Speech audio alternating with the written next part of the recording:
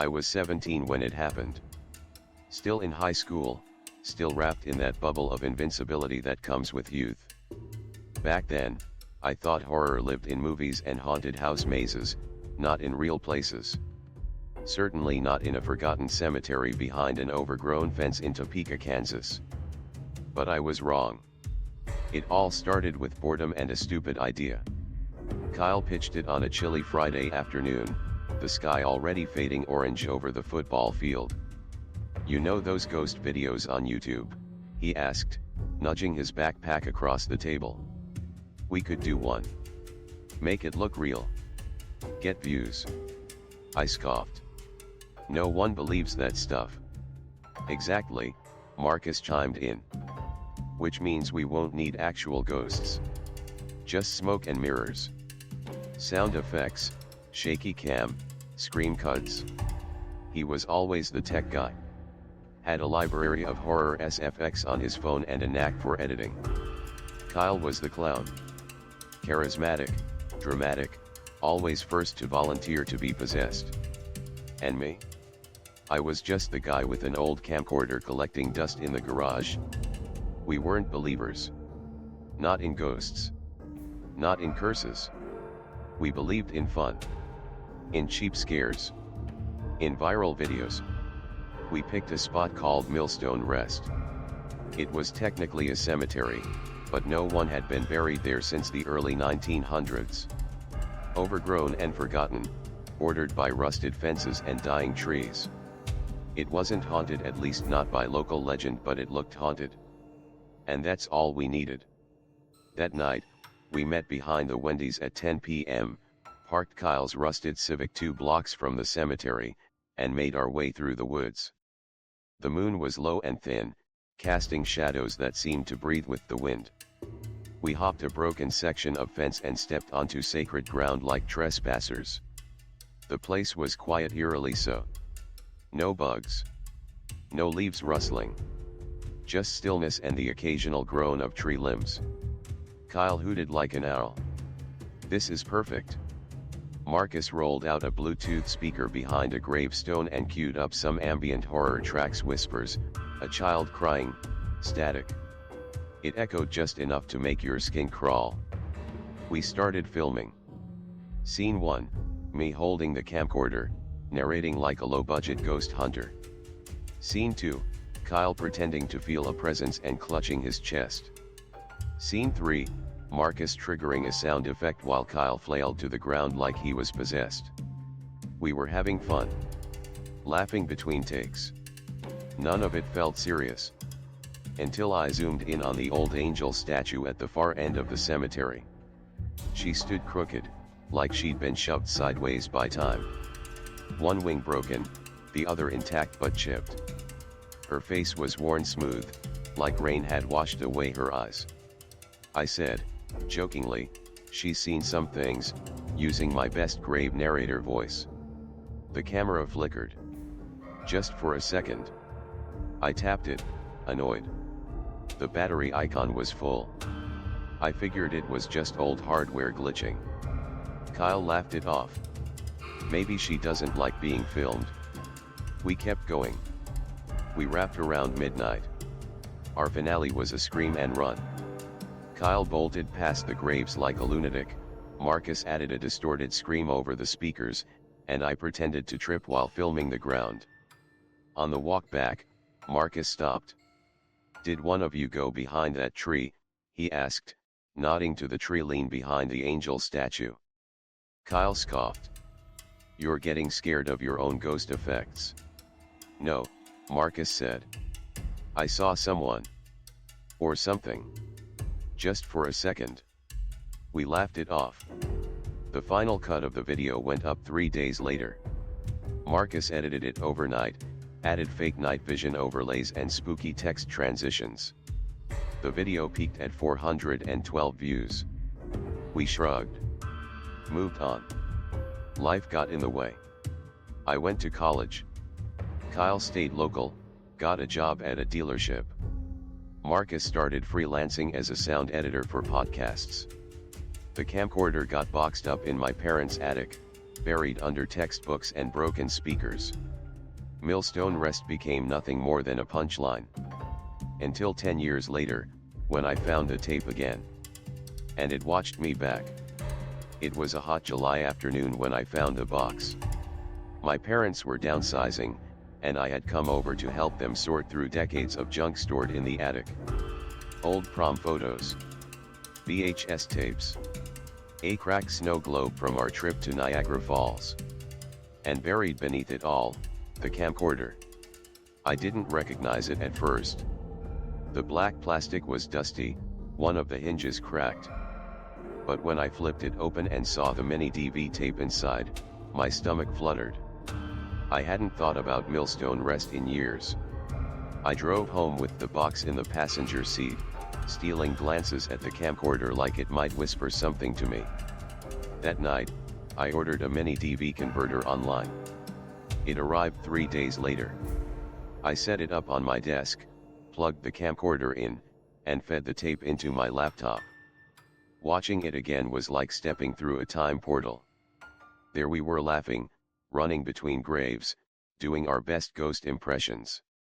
Kyle was as ridiculous as I remembered, and Marcus's audio tricks still made the footage pop. It was embarrassing and hilarious. Until it wasn't. It happened about 17 minutes in, during the possession scene.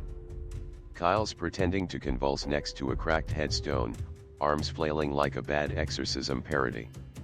I'm panning the camera, chuckling off screen. Then I saw it.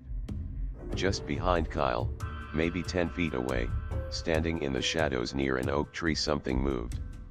I froze the frame. Rewound. Played it again. There it was. A dark, narrow shape. Too tall to be Kyle or Marcus. Too still to be wind. It stood straight, not moving, like it had been waiting. Then, slowly, deliberately, it stepped back behind the tree. My skin turned cold. The hairs on my arms prickled. I scrubbed the footage frame by frame. It wasn't a bug on the lens. It wasn't light distortion. It was something. Something watching. I texted Kyle and Marcus, attached the clip. Kyle responded with a string of laughing emojis and a shrug. Old cameras are weird. Marcus didn't answer right away. Hours later, I got a reply, delete that. 2 words. I stared at my screen, heart thudding. He was the one who never believed. Who explained everything. But that message. That shook me. I didn't delete it. Instead, I watched more. Near the end, just before we packed up for the night, I zoomed in on the angel statue again. It's only 1 frame less than a second, but something is behind the broken wing. A face. No eyes. No mouth.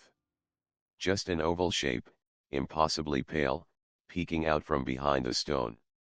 I couldn't breathe. I paused the video, stared at that frame for what felt like hours. The longer I looked, the more wrong it felt. Like it wasn't just in the video anymore. Like it knew I had found it. That night, I had my first nightmare. Static. A constant low hum in my ears. Then the cemetery. The statue. And something behind it, slowly stepping forward. I woke up gasping, heart pounding, drenched in sweat. I tried to shake it off. Told myself it was stress. Nostalgia. My brain filling in the gaps with fear. But it didn't stop. The next day, Marcus called. His voice was strained, hollow. I saw it. Saw what? I asked. He was silent for a long time. In my window. Last night. It was just, standing there. Are you messing with me? No. Then he hung up. I didn't sleep the next night. Every creak in my apartment sounded like a footstep. Every shadow seemed to shift. I left the lights on, blinds shut. Then I remembered something else, the flicker in the camera when I filmed the statue. I went back. Slowed it down. There it was again. just for one frame. A sliver of something behind the angel. A shape that didn't belong. That's when I decided to return. It had to be nothing. Just paranoia. A coincidence. Right? Millstone Rest was the same. Maybe more weathered, more hollow. The grass was yellow, patches of stone sunken deeper into the ground. But the air felt heavy. I walked back to the statue. The wing was more broken than I remembered. The face even smoother. Like it had been wiped clean by unseen hands. I filmed it again. Circled it. Talked to the camera. Nothing strange happened. Not right away. But as I turned to leave, I felt something behind me. A shift. A presence. The kind you don't see, you just know. I didn't look back. Not until I got to the car. I locked the doors, hard hammering, and reviewed the footage. There it was. Just behind the statue. Again. A sliver of a figure. Motionless. Watching. I dropped the camera. I knew then, this wasn't in our heads. It wasn't a glitch or a memory. It was real. And it had been waiting a long time to be seen again. After that second visit, nothing was the same. I started locking every window in my apartment, covering mirrors with bed sheets, unplugging electronics at night. Still, it found ways to get through.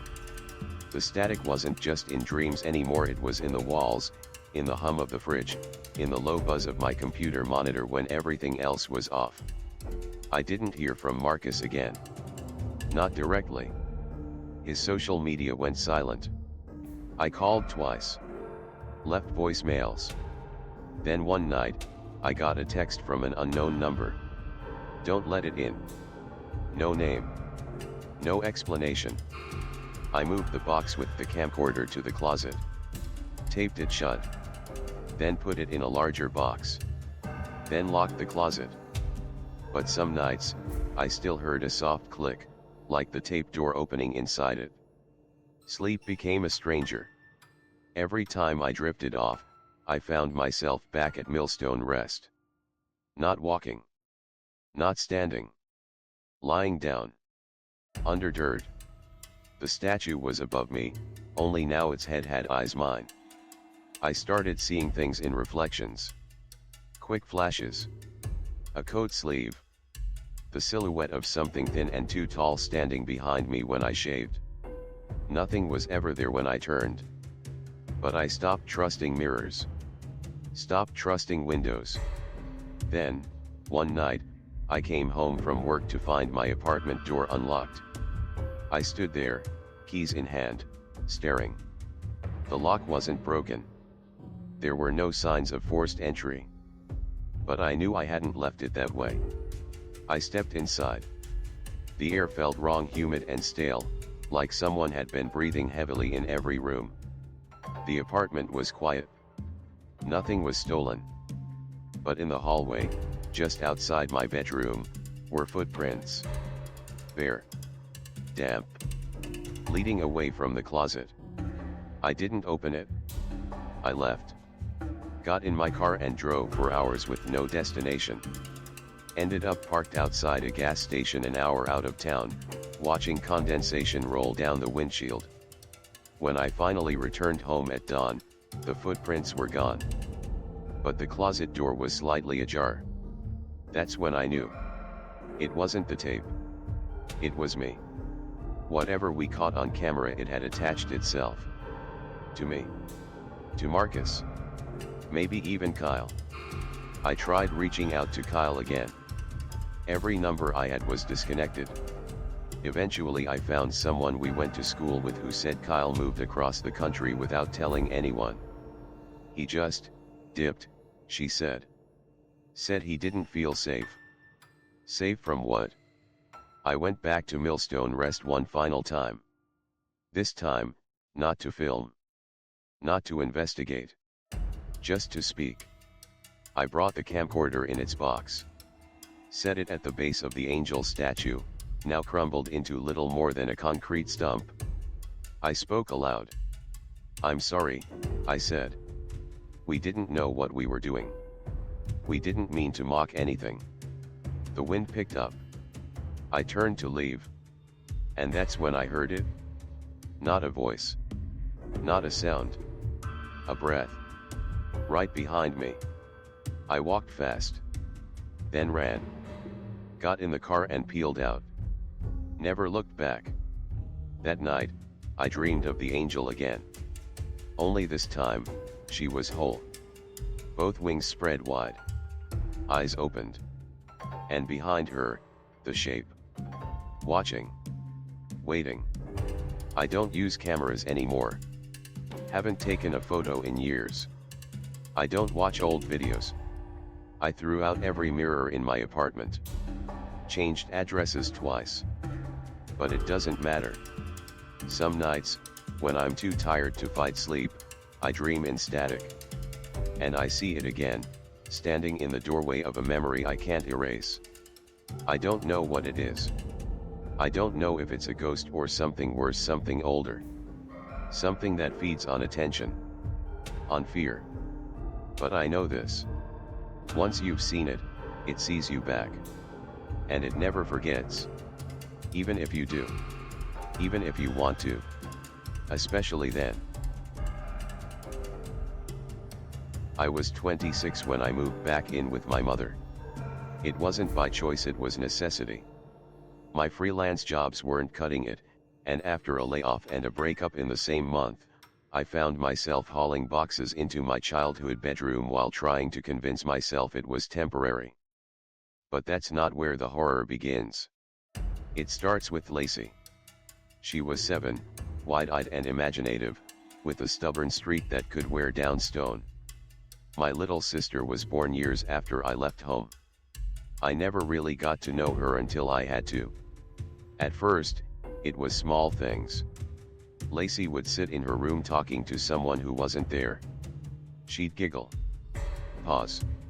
Respond to silence. "Who are you talking to, sweetie?" "Eliza," she said. Mom smiled nervously. "She has an imaginary friend. She says she's from the cemetery." I didn't smile. "What cemetery?" "Maple Grove," Lacey answered, like it was obvious. "She lives under the crooked tree with the broken angel." I looked at Mom, expecting her to intervene. She didn't. She says Grandma took her there once. Our grandma had passed a year ago. Quietly. Peacefully. As far as we knew, she never took Lacey to any cemetery. And even if she had, why would a child remember it in such vivid, grim detail? "She cries when it rains," Lacey added one night. "Because she can't go inside anymore." I didn't sleep well that night. A week later, I searched Maple Grove Cemetery online. It was real. Located in Jackson, less than an hour's drive. I didn't find a record for an Eliza Thorne, but cemetery databases were often incomplete. Still, the details haunted me. A crooked tree. A broken-winged angel. Lacey had never been there. So I went. Maple Grove was old and crumbling, its rusted gates hanging limp like forgotten arms. No cars. No caretakers. No signs of life. I wandered through cracked headstones and overgrown grass, heart pounding like I was trespassing somewhere sacred. 20 minutes in, I found it. A crooked tree, tall and looming, bark twisted like writhing arms. Beneath it, an angel statue. One wing missing. The face smoothed by time and weather. The grave was marked Eliza T. The surname had been chipped away, almost deliberately. My knees buckled. I drove home in silence. That night, Lacey stared at the front door. "She followed me," she said. "Who?" "Eliza." I walked to her. "Lacey, there's no one there. It's just your imagination." She looked up at me. Eyes glassy. Voice flat. "She doesn't like when you say that." The first knock came at 3:12 a.m. A single, soft tap at the door. I shot up from bed, heart thudding. The hallway was dark. No movement. I peeked out the peephole. Nothing. But behind me, Lacey stood silently in the hallway. "She's here." Her voice was a whisper, like dry leaves. I tried to comfort her. I said it was just a noise. Maybe the house settling. But she only looked past me, toward the window, toward the yard where the street lamp flickered like a dying pulse. The next day, I bought a camera. Not a security cam. Just a small, motion-sensitive baby monitor with night vision. I set it on Lacey's shelf, told her it was to help keep the monsters away. She didn't object. That night, I watched from my phone as she curled into bed. Still. Silent. At 3:17 a.m., the feed flickered. Lacey sat up. Eyes wide. Unblinking. She turned to the wall. Then she whispered, "I can't come tonight. He won't let me." She turned to the camera. And stared. Straight into it. Like she knew I was watching. I didn't sleep the rest of that night. I just watched the feed on my phone. Waiting. Hoping it was a glitch. A dream. But Lacey didn't move again. She just laid back down after that strange moment of stillness, like she had delivered a message and nothing more. The next morning, I asked her about it. "What do you mean, he won't let you?" She shrugged and took a bite of her cereal. "He guards the gate. He doesn't like when we talk to her too long." I felt my stomach drop. Who guards what gate? But she only smiled. A tired, unnatural little grin. "Eliza knows. She said not to tell you too much yet." That was the moment I realized something deeper was happening. Lacey wasn't playing. She wasn't pretending. Something had begun to speak through her. I went back to Maple Grove. Not out of courage, but desperation. I had to understand what was going on. I had to know if there was something real to this thing, or if we were just spiraling into some sort of inherited psychosis. This time, I brought flowers. I don't know why. Maybe to show respect. Maybe to show fear. The cemetery was even more lifeless than before. Like it had exhaled and never inhaled again.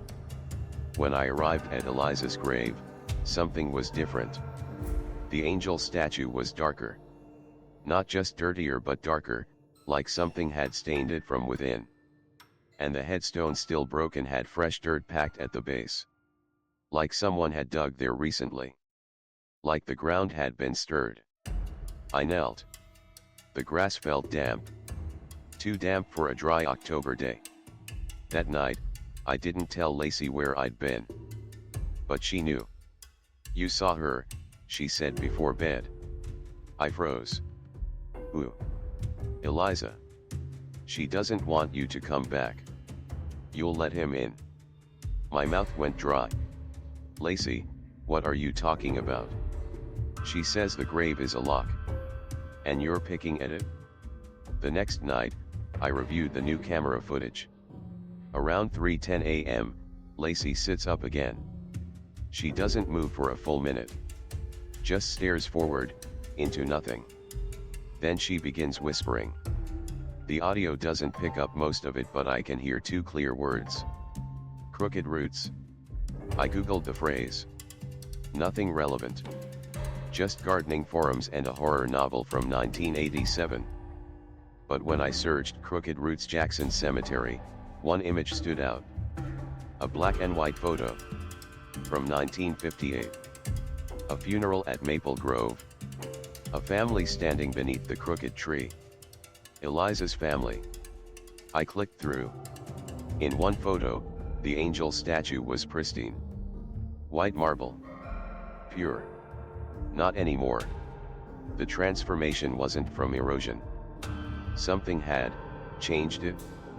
That night, the knocking returned. But not just on the door. On the walls. The windows. even the floor beneath my bed. I grabbed my phone, opened the baby monitor app. It was frozen.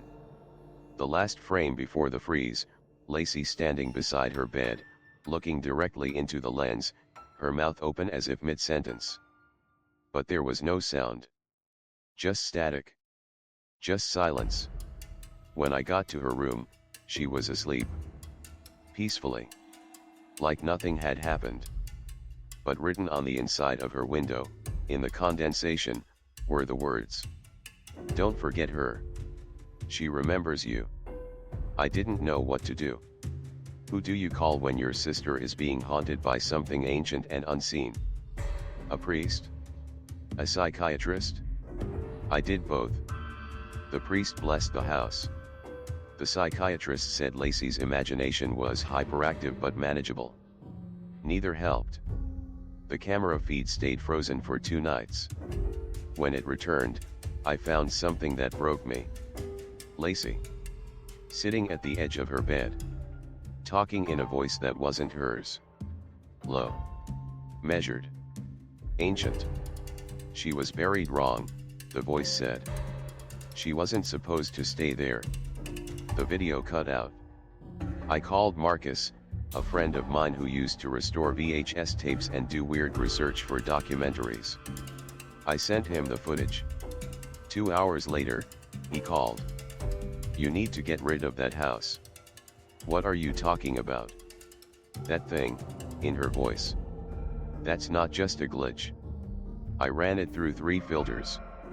There's a second voice layered underneath. Something, deeper. What does it say? I don't know. But it's in reverse.